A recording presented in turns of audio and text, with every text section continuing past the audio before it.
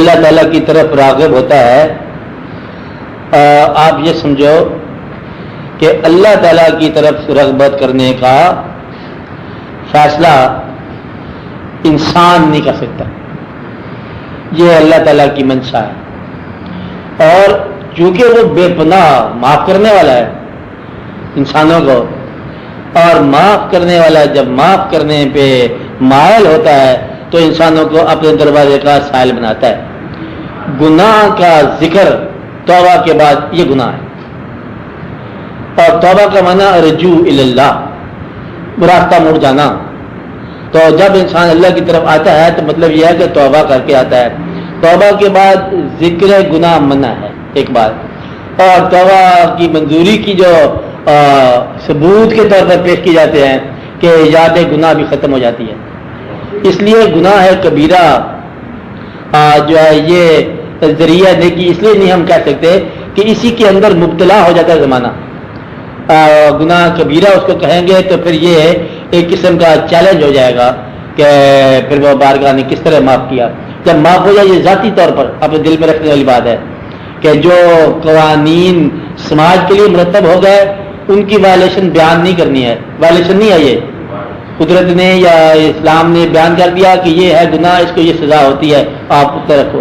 آپ اگر سزا کی طرف جا رہے تھے، یکلخت آپ نے پکارا، کوئی نیکی آپ کی پتہ نہیں کتنی نیکی کام آ گئی، تو نیکی گناہ پر حاوی ہو سکتی ہے، اور دعا جو ہے یہ ابتلا پر حاوی ہو سکتی ہے، اور اس کا فضل جو ہے اس کی رحمت جو ہے وہ اس کے غضب پر حاوی ہے، اور یہ جو شفاعت ہے یہ انصاف پر حاوی ہے۔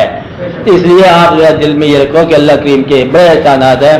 آپ کو پتہ نہیں ایک ماں آپ کی دعا کرنے والی ہو ادھر سے کہ میرا بیٹا کسی ابتلا سے نہ گزرے، اور ماں باپ ہمیشہ دعا کرتے ہیں کہ میری ضروریت ہی میری اولاد کو رحم فرما۔ اس لیے ماں باپ کی دعاؤں کو اتنا کمزور نہ سمجھو کہ ماں باپ سے مراد ہے کہ سارے قبیلہ اولاد آپ شامل ہوں ان کی۔ اس لیے سب لوگ دعا کرتے آئے ہیں، اور آپ کے آنے والے بچے بھی دعا کریں گے کہ ہمارے والدین کو بخش دو جہاں جس حال میں ہیں۔ اس لیے گناہ جو ہے یہ اس کی بارگاہ سے ایک قسم کا انکار ہے۔ انکار اگر بندہ کرے تو اس کو توبہ کا دروازہ ہے۔ توبہ بنی اس لیے ہے کہ گناہ کے لیے توبہ کر لی جائے۔ ایک واحد ذات جسے ابلیس کہا گیا ہے، ابلیس کہتے ہیں اس کو ہے جو خدا کی رحمت سے مایوس ہو جائے۔ ابلیس کا معنی یہی ہے، لفظ گرامر کا معنی ہے کہ جو اللہ کی رحمت سے مایوس ہو جائے اسی کو ابلیس کہتے ہیں۔ تو وہ آدمی جس کو رحمت سے مایوس ہو جائے وہ ابلیس ہے۔ اور مسلمانوں میں کون مطلب آدمی جو ہے، یہ انسانوں میں کون ایسا آدمی ہے جو دروازہ توبہ کا بند سمجھتا ہے، یا جو دعا کبھی اس کے قریب نہیں جاتا، دعاؤں پر جس کا فیت نہیں ہے وہ اس کے لیے کوئی بخشش نہیں ہے۔ اس لیے دعا کا مطلب ہی یہی ہے کہ ہمارے اعمال اس قابل نہیں ہے کہ ہم تمہارے سامنے پیش کر سکیں، کہ ہمارے تیرا فضل ہے جو ہمیں مہربانی فرما دے، یعنی کہ بنانے والے ہمیں پھر سے تارا دم بنا دے، وہ بنا دیتا ہے۔ اس لیے یہ دعا کرنی چاہیے کہ ہم اس قابل نہیں ہیں۔ تو باقی محاسبہ نہیں ہوتا دعا توبہ کے بعد، توبہ بھی ایک دعا ہے، دعا بھی ایک توبہ ہے، کہ جب آپ یہ کہتے ہو کہ اب میرے گناہوں کا آپ نے کیا احتساب کرنا ہے، ہم اپنی دعاؤں میں ہم واسطہ دیتے ہیں آپ کو، آپ کے حبیب صلی اللہ علیہ وسلم کا آپ مہربانی فرماؤ۔ اللہ کریم کے عام طور پر دو ہی ایک طریقے ہیں قدرت کے، جیسے سنت اللہ ہے کہ جہاں گناہ زیادہ ہو وہاں عذاب آتا ہے، اور ایک سنت یہ ہے کہ جہاں گناہ بہت زیادہ ہو وہاں رحمت آتی ہے، بلکہ رحمت للعالمین آتے ہیں۔ جب ابھی آپ تاریخ بیان کر رہے تھے کہ اسلام سے پہلے بڑا برا حال تھا، میں کہتا ہوں اتنا برا حال آپ نے بیان کیا کہ اب اس معاشرے کو تباہ ہو جانا چاہیے، اور ساتھ کہتے ہیں اتنا برا حال تھا کہ اللہ نے پھر رحمت ہی بھیج دی۔ گویا کہ برا حال جو ہے یہ بھی اللہ کی رحمت کی ایک قسم کی دلیل آنے کی، کہ جب ہم اتنے مبتلا ہو گئے اب ہمیں ہمارے عمل کے ذریعے اصلاح نہیں ہو سکتی ہے، اب وہ وقت آ گیا کہ اب تو ہی بچا، ہم نہیں بچا سکتے، ہماری توبہ بھی ہمیں نہیں بچا سکتی، ہمیں کوئی نیکی بھی اور اتنی نہیں کر سکتے، اب وقت بھی ہو گیا، اب ہمارے اعضاء بھی شل ہو گئے اور ہم بہت بوڑھے ہو گئے۔ میں نے اس لیے بتایا کہ اس مقام پر جب انسان پہنچتا ہے، شل ہو جاتا ہے، وہاں عبادت پر حاوی ایک چیز دیکھتا ہے، وہ اس کے اپنے آنسو ہیں، اور یہ چیز جو ہے نا اس کو مطلب بارگاہ میں لے جاتی ہے۔ اس لیے یہ دعا کرنی چاہیے کہ اللہ تعالیٰ مطلب آپ کو رحم فرمائے۔ اور یہ ایک ایسا مقام آتا ہے شل ہو جانے کا، بات سنو کہ ایک آدمی کی واقعہ ہے ایسا کہ ایک آدمی ہر جگہ بیٹھا ہوا رو رہا تھا.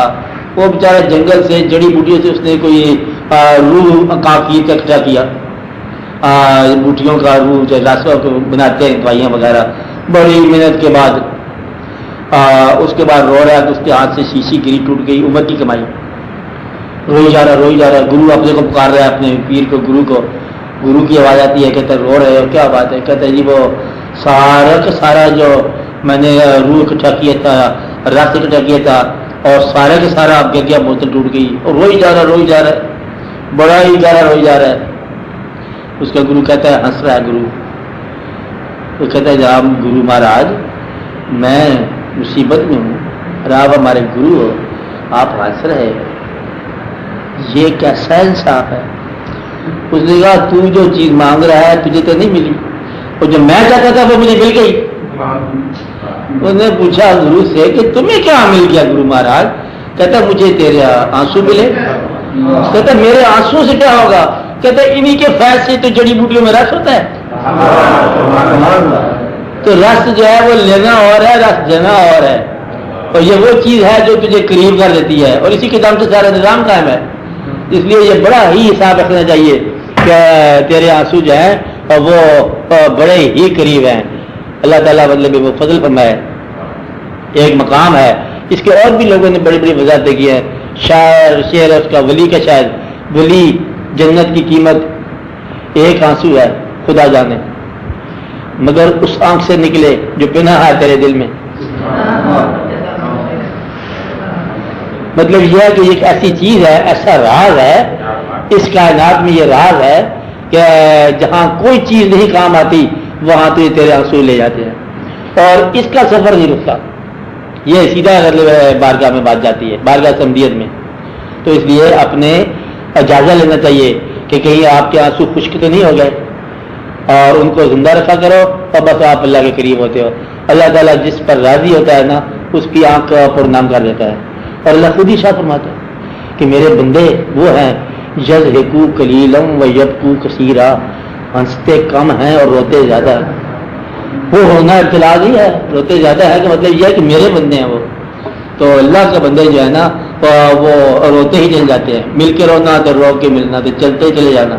تو یہ ایک ایسا مقام ہے جہاں نہ گناہ رہتا ہے اور نہ کوئی نیکی رہتی ہے, اور انسان تقرب میں موجود ہوتا ہے. اور اسی وقت جب کبھی وصال ہوا, لوگوں کو کسی دیدار ہوا, تو اس وقت آنکھ میں آنسو ہوتے ہیں.